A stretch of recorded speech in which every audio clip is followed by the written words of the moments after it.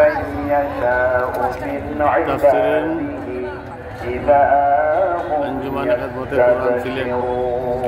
يستبشرون الله أكبر সেই আল্লাহ যিনি বায়ু প্রেরণ করেন অতবর মেঘমালাকে সঞ্চারিত করে অতবর তিনি মেঘমালাকে যেভাবে ইচ্ছা আকাশে ছড়িয়ে দেন 9, 10, 11 জানুয়ারি 3 দিন ব্যাপী চলবে বিজ্ঞান করেছে হালে এসে কোরআন করে দিয়েছে যে রাজারা মতো রাজা এখন বলুন বিজ্ঞান আবিষ্কার মিজানুর রহমান আজহারি আইবা ডক্টর মিজানুর রহমান আজহারি আমির হামজা আরো বিশিষ্ট বক্তাগণ বেশিও দেন না কমও দেন না যে পরিমাণ পানি বাস্তু আকারে উঠে আজকে প্রথম দিন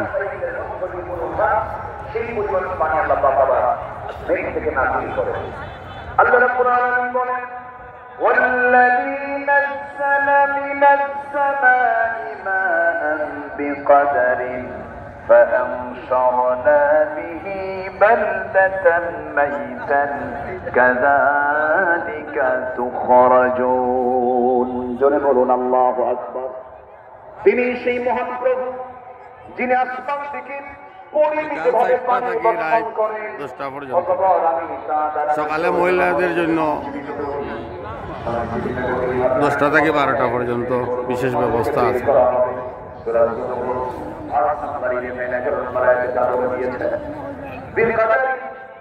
পরিমাণ মতো আকাশ থেকে নাজিল করেন এই পানির চক্র যদি না থাকতো যদি নির্ভরশীল হয়েছে পানির চক্রের উপরে মানুষ দুনিয়ার সমস্ত টেকনোলজি প্রযুক্তি ব্যবহার করে পানির এই চক্রটি কৃত্রিম ভাবে পুনরুৎপাদন করতে কখনো সমর্থ হবে না।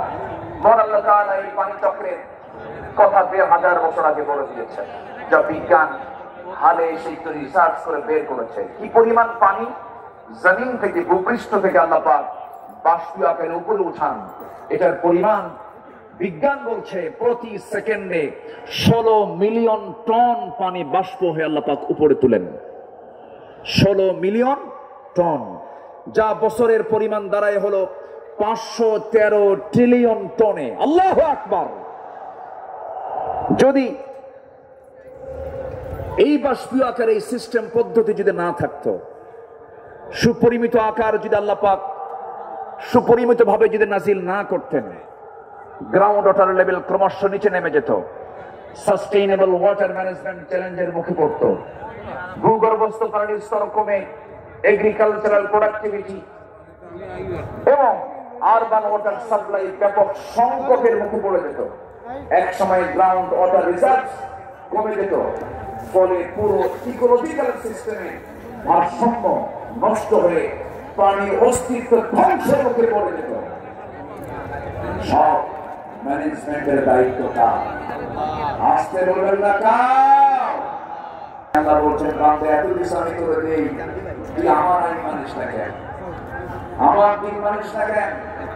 যে মুসলমান নামাজ পড়বে আল্লাহর বিধান অনুযায়ী, রোজা রাখবে আল্লাহর বিধান অনুযায়ী, হজ করবে আল্লাহর বিধান অনুযায়ী, রাসূলকে নামাজে মানবে, রোজায় মানবে, মিসওয়াক না ওটা ভণ্ড, ওটা প্রতারক।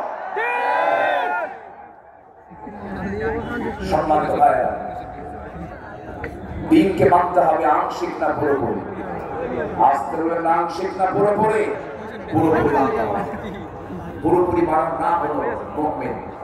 আল্লাহ রাব্বুল আলামিন বলেন আফাতুমিনুনা বিবা'দিল কিতাবি ওয়া তাকফুরুনা লান ইউকবালা মিনহু ওয়া হুয়া ফিল আখিরাতি মিনাল খাসিরিন। দিন হিসাবে, জীবন বিজ্ঞান হিসাবে ইসলামকে বাদ দিয়ে যারা অন্য কোন তন্ত্র মন্ত্র ইসলামকে গ্রহণ করবে, আল্লাহ রাব্বুল আলামিন বলছেন তার কোনো কিছু আমি আল্লাহ রাব্বুল আলামিন কখনো কবুল করব না। নাউযুবিল্লাহ।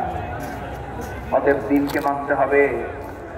والذي أوحى إليك وما وصينا به إبراهيم وموسى وعيسى أن أقيموا الدين ولا تتفرقوا فيه كبر على المشركين ما تدعوهم إليه الله يجتبي إليه من يشاء ويهدي إليه من ينيب جربنا الله أكبر তিনি তোমাদের জন্য সেই দিন নির্ধারণ করেছেন যার নির্দেশ দিয়েছেন নূহ আলাইহিস সালামকে এবং যা আমি তোমার প্রতি ওহী করেছি যার নির্দেশ দিয়েছিলাম ইব্রাহিম মূসা এবং ঈসাকে এই মর্মে তোমরা দিন প্রতিষ্ঠিত করো এবং দিন প্রতিষ্ঠার সংগ্রাম করতে গিয়ে কোনো মতো পার্থক্য সৃষ্টি করো না।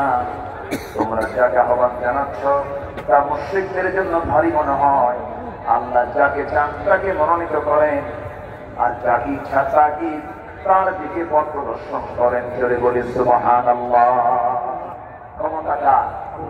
এটা এদের চাবিকাঠি কার হাতে? এটা এদের চাবি কার হাতে? আল্লাহ। সম্মানিত ভাইরা, প্রেজেন্ট বাংলাদেশ শুধু নয়, গোটা পৃথিবীতে 200 কান্ট্রি আছে। প্রত্যেকটা দেশে গোটা পৃথিবীতে একটা বিষয়ে বড় ক্রাইসিস আমরা লক্ষ্য করি, সেটা হলো আমার দেশে এখন এই মুহূর্তে সবচেয়ে বড় সমস্যা হলো গদি সমস্যা। কি সমস্যা বলেন না? এই যে গদি সমস্যা হচ্ছে এখন সবচেয়ে বড় সমস্যা। এখন যে সরকার আছে অস্থায়ী না স্থায়ী? এখন সামনে কোরআনের ব্যাপারে বক্তব্য আছে না নাই? আসতে বলবেন না, আছে না নাই? আমরা খুব পরামর্শ দিয়েছি এই 53-54 বছর। কেউ চালিয়েছেন 25 বছর, কেউ চালিয়েছেন 16 বছর, কেউ চালিয়েছেন 9 বছর, কেয়ারটেকার গভর্নমেন্ট কয়েক বছর। সব দেখা শেষ।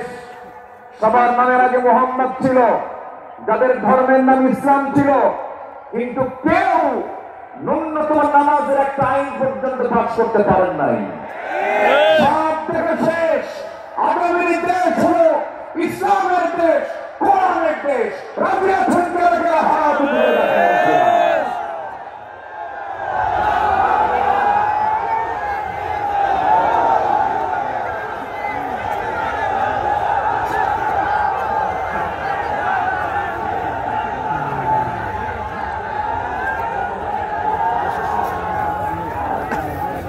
আল্লাহ কবুল করুন। জোরে বলি আমিন, আরো জোরে আমিন। মুক্ত মনে ভালো করে কথা বলতে দেয়নি 16 বছর। এই মঞ্চ থেকে আমি আব্দুল্লাহ আমিন আমাকে কতবার ধরছে হিসাব নাই। মাহফিল শেষে প্রশাসন ধরে নিয়ে চলে গেছে থানায়। সম্মানিত বন্ধুগণ, অসংখ্য আলেমকে ধরে জেলখানায় তাদেরকে রাখা হয়েছে। বিশেষ করে একজন ব্যক্তির নাম না নিলে অনেক বড় কৃপণতা হয়ে যাবে। এই দেশের তাফসীর মাহফিল অঙ্গনের নক্ষত্র, কিংবদন্তি, সুপারস্টার মরহুম মকবুর শহীদ আল্লামা দেলাওয়ার হোসেন সঈদ রাহিমাহুল্লাহ। সম্মানিত ভাইয়েরা,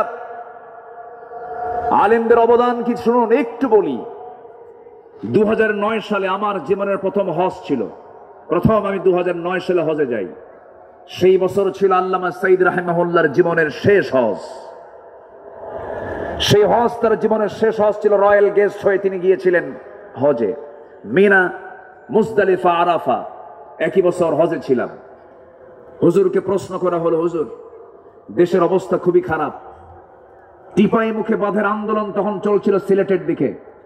তাকে বলা হলো দেশে আন্দোলন চলছে, ওইদিকে মামলাও রেডি হয়ে গেছে, ট্রাইব্যুনাল গঠন হচ্ছে, আপনার মনে হয় দেশেই থেকে যাওয়া ভালো হবে, সৌদি গভর্নমেন্ট আপনাকে নাগরিকত্বও দিবে, আপনি দেশে থেকে যান। উনি মুস্কি হাসি মেরে বললেন, সাই থাকে না।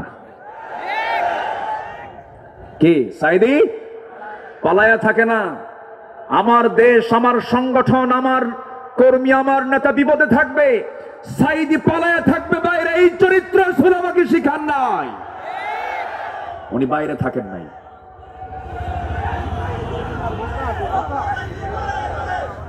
উনি ফিরেছেন সাহসিকতা নিয়ে। ফিরেই তিনি 2010 সালের 30 জুন গ্রেফতার হয়েছেন। সেই 2010 সালের 30 জুন 2023 সালের